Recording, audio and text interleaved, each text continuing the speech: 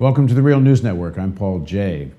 When President Zelaya, and of course he's now former president of Honduras, but many people think he still should be president because he was removed in what most of the world at the time said was an illegal coup. But a couple of weeks ago, when he returned to Honduras in a deal brokered by President Santos of Colombia and President Chavez of Venezuela, it was met with mixed reaction. Thousands of people greeted him in Honduras, happy that he was back. But the deal itself was open to question because the Honduran government that came to power in an election after the coup, an election not recognized by most of Latin America and not by most members of the OAS. But after this deal, Honduras rejoined the OAS with all states voting in favor with the exception of Ecuador. Now joining us to make sense of all of this is Greg Wilpert. He's the founder of Venezuela Analysis. He now joins us from New York City. Thanks for joining us, Greg. Hi, thanks for having me. So first of all, why does Chavez make this deal with Colombia after taking such a strong stand against this new Honduran regime? I think the main reason is that he was subordinating his previous policy basically to his new policy of warming relations with President Santos's Colombia.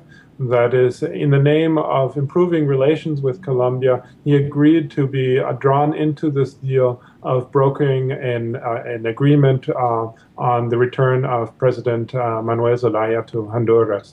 I think he felt that even though it didn't satisfy all of the requirements that had been set up by Zelaya and his movement, it was good enough, and if it was going to help also improve his relation with Colombia, it would be worth it. Of course, as a result, Chavez has received some criticism from his own ranks, from the left of his own ranks, that this was a mistake, especially because the human rights abuses are continuing in Honduras, and also because the coup plotters are continuing in office or are not being punished at all for what they had done.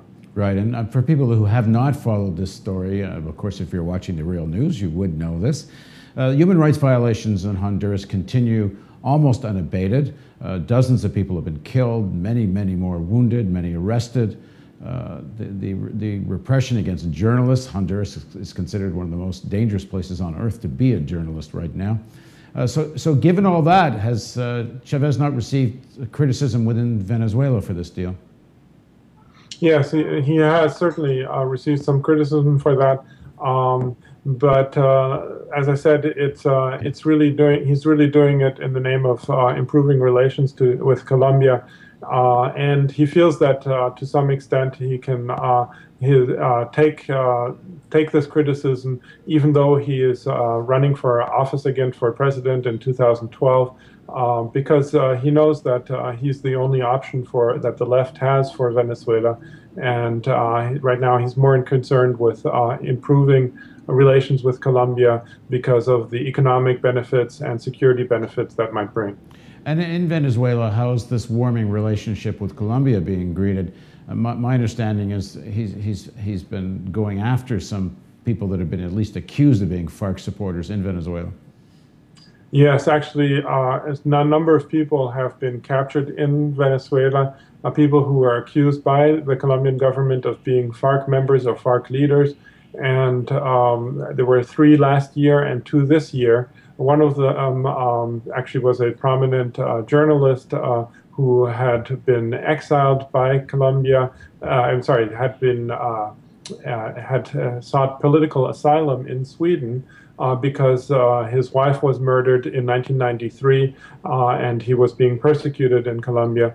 So that was a very controversial case. His name was Joaquin Perez Becerra, where it's not at all clear that he was actually a member of the FARC leadership or anything like that. Colombia simply launched that accusation against him, and Chavez responded almost immediately, arresting him when he arrived in Venezuela and deporting him to Colombia within 2 days. That really caused a lot of consternation among the left in in Venezuela. And then another case recently of a musician. He was considered to be the FARC musician, so to speak. He was arrested in Venezuela as well, and is about to be deported or extradited to Colombia. So those cases have caused probably a lot more consternation amongst the pro-Chavez ranks than the warming relations with, or sorry, than the brokered Honduras deal did. Now, when Santos was running in the election campaign in Colombia, one of the critiques that was coming is that he was actually upping the intensity of the anti-Venezuela rhetoric. His background in terms of when he was Minister of Justice, I guess it was, or head of the Minister of Defense, was pretty shady. A lot of the disappeared people, or he was involved in a scandal where to up the body count, he was charged with being involved with where they were killing peasants and calling them FARC activists just to get the body count up. So people were kind of expecting the worst from Santos. If you were in terms of relationships with Venezuela, how do you account for the fact that he seems to actually be warming up more to Venezuela than his predecessor Uribe? I think it was partly his electoral strategy that he saw that with Uribe that attacking Venezuela worked. But later on, he became more of an economic realist and realized that Colombia had $6 billion of trade with Venezuela, which had dropped to less than $1 billion within a matter of 2 years. And so that's a tremendous loss for Colombian businesses, which had been exporting their products to Venezuela. In return, Venezuela had only been exporting something like $1 billion worth to Colombia. So there was a tremendous trade imbalance in favor of Colombia, actually. And so I think Santos is somebody who represents the business class more than Uribe does, and therefore became more of an economic pragmatist in that sense, and saw that improved relations was good for business, good for the Colombian economy.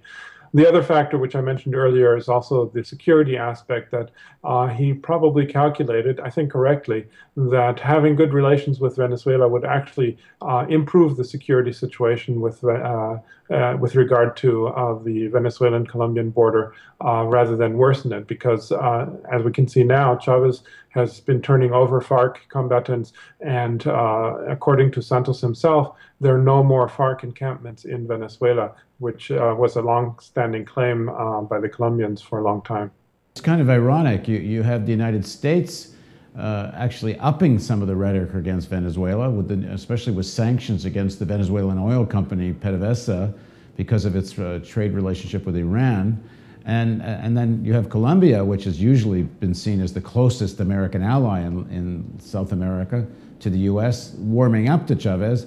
On the other hand, Uribe, the former president, is not too happy about all this. Yeah, so the former president is constantly criticizing Santos, especially on his security policies. And what he means basically is his soft approach towards Venezuela, or his cozy relationship to Chavez. And that's a sign, of course, that the Santos camp is conflicted itself. Of course, the United States is trying to constantly trying to keep Venezuela and Colombia apart. That's something that has been trying for a long time, and sometimes it succeeds, sometimes it doesn't. And I think right now the United States is becoming more and more isolated, even with its own allies in that regard. Yeah, I mean, one of the central pillars of U.S. recent policy in Latin America is to try to isolate Chavez, but that's, if Colombia is warming up, then who wouldn't warm up? Right.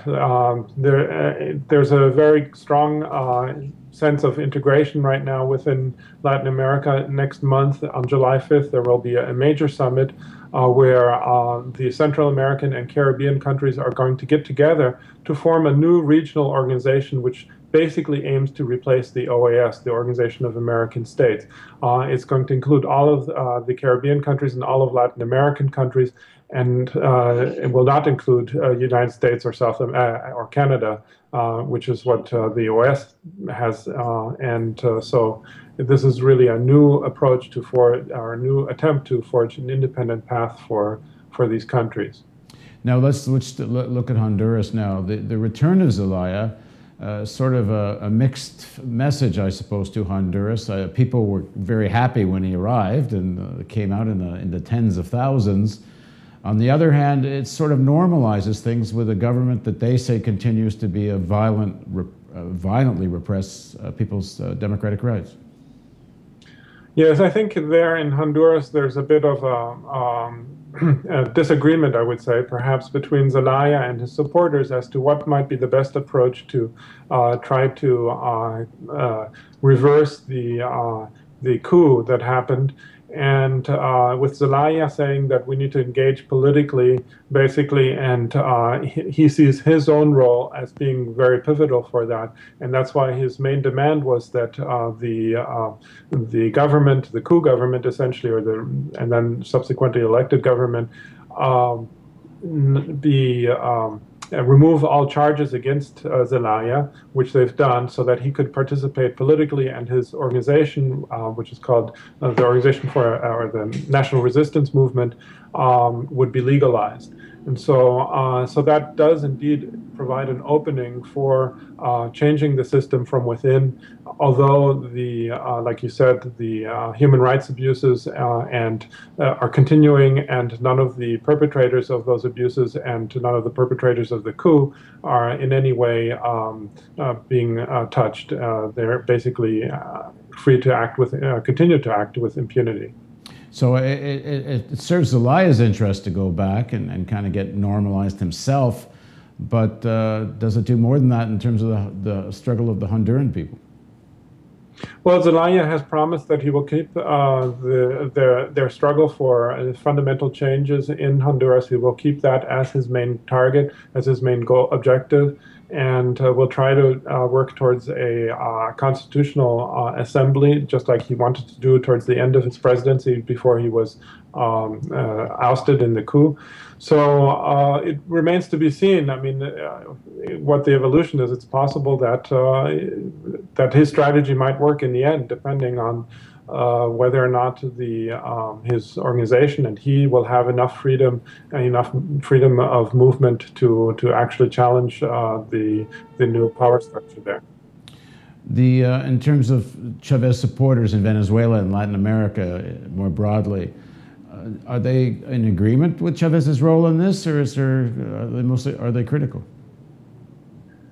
There has been substantial criticism from Chavez's left, but I think the attention hasn't been that focused on that particular issue. And that is, it's rather the accumulation of issues, the arrests of people who are accused of being FARC members, and of course the support of this agreement for bringing back Zelaya, just adds on to the criticisms that people have on the left of Chavez right now, who of course is gearing up for his own presidential campaign in 2012. So it has to be seen in that context. So it's a tricky situation that Chavez is in, because he's obviously constantly being attacked from the right, and now he's got some mounting discontent on the left as well. Which is a big deal in Venezuelan politics. The left is big, and it's what's elected him in the past. Yes, but they're sticking by him despite all criticism. I think Chavez, he has to be careful in the sense that he can't take this the left fringe for granted. But on the other hand, he's the only alternative, the only choice that they have. I mean, but isn't the danger for him not so much that his supporters will vote for the opposition candidates? The danger for him is his supporters might just stay home. Yes, exactly. That is certainly a risk.